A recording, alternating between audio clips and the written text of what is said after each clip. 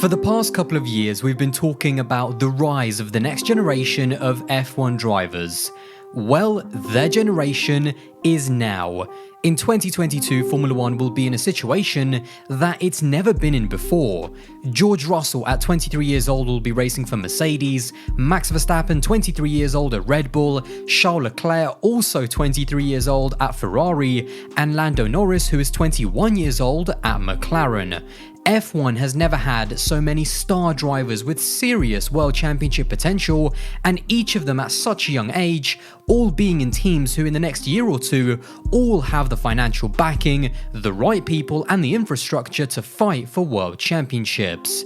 But what makes this such an unprecedented event in Formula One history, and which of these potentially great drivers will rise above the rest and become the best of their generation?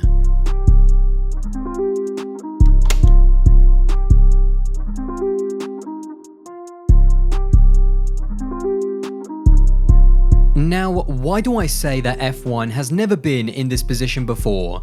Well, great drivers, regardless of age, always eventually find themselves in the best teams and in the best cars. But we've never had so many championship caliber drivers in great teams, and especially at such young ages. Going back to 2009, we had Hamilton at the age of 24 and Vettel at the age of 22 in McLaren and Red Bull respectively.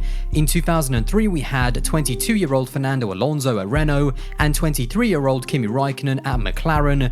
Then going back even further to 1994, when Schumacher aged 25 started winning titles for Benetton, and Hakkinen aged 26 had his first full season at McLaren.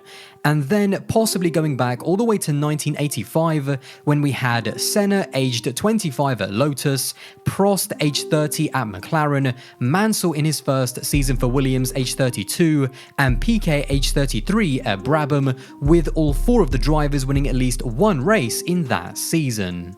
But even then, like I mentioned, Prost, Mansell and Piquet were all in their early 30s, and as far as the other examples, each time it was only really two young drivers maximum that both reached top teams and who came into F1 at similar times.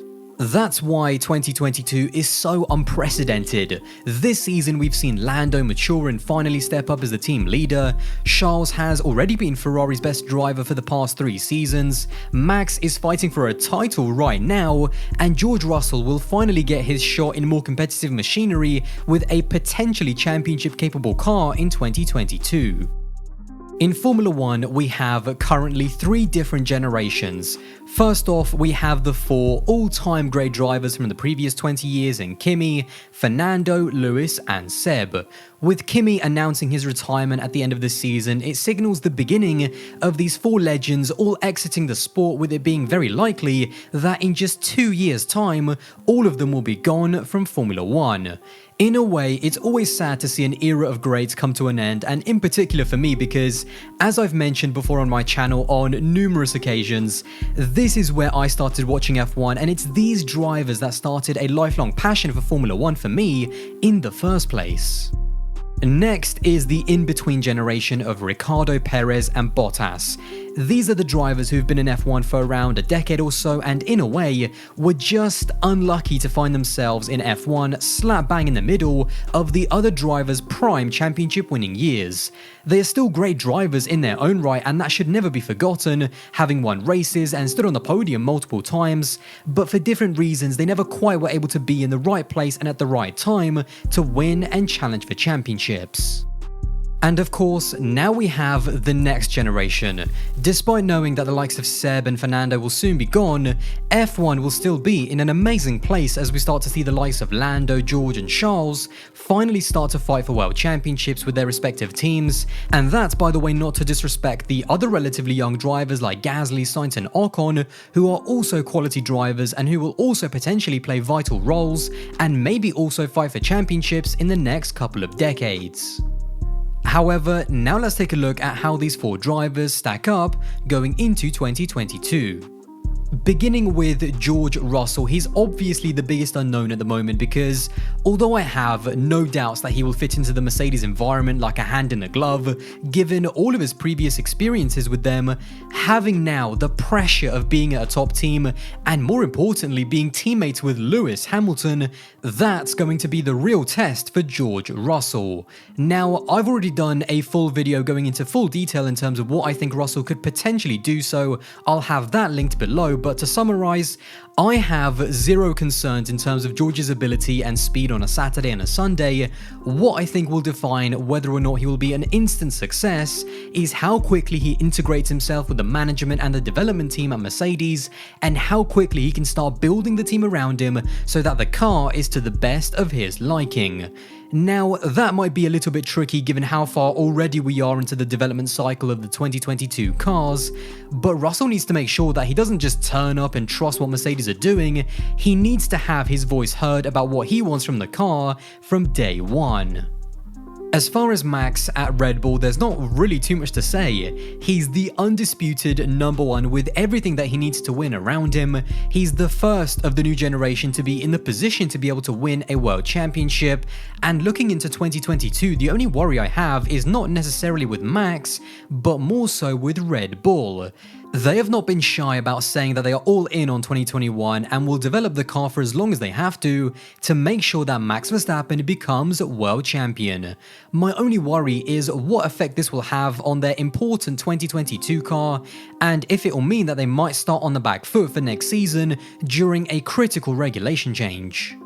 The best comparison would be McLaren in 08 and 09, when they fully focused on helping Lewis win his first world title, which they did, but because they developed the car right up until Brazil, which was the title decider, that compromised their 2009 car, which in the first half of 09 could barely challenge for points, let alone anything else, until the team drastically developed it late on in the season, and Red Bull need to make sure that they do not get caught up in the same scenario.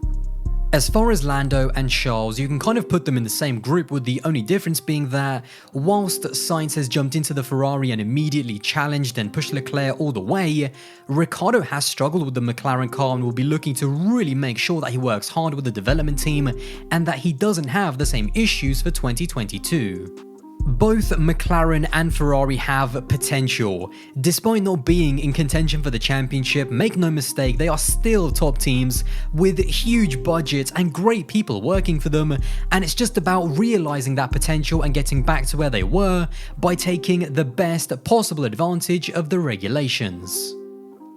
Now, as usual, I love to get your opinions on topics like this because ultimately, although this channel is just me talking about F1 as a passionate fan, it's always great to see what my community has to say as well. And so over on my Instagram, which is at Aldas001, I sent out a question simply asking which of these drivers between Leclerc, Russell, Verstappen and Norris, in their opinion, will finish their careers with the most success and the most world championships. Now, here were the results.